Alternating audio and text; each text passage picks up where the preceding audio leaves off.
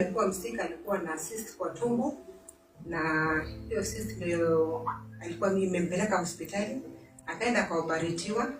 Kuoperatiwa kitoka hapa alikuwa na bleed sababu hiyo cyst. So kufika hospitali wakaona ilikuwa mbaya, inastahili kutolewa.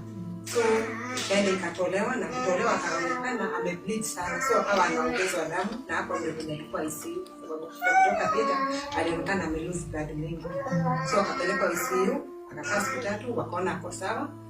Wakati yenye alitoka akapatikana kumbe kidney zake zimefail. Both zote zilikuwa zimefail.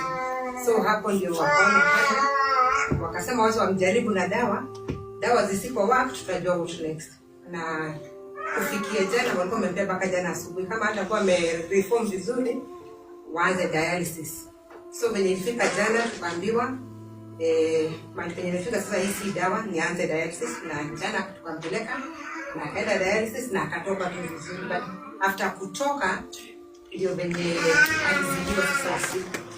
So tukuja kuambia usiku, wakati ni tulimwacha tu wakistabilize kila kitu, but usiku ndio tulijulishwa amezidiwa, na ikawa hivyo, ikawa tu hivyo. So ni hivyo tu.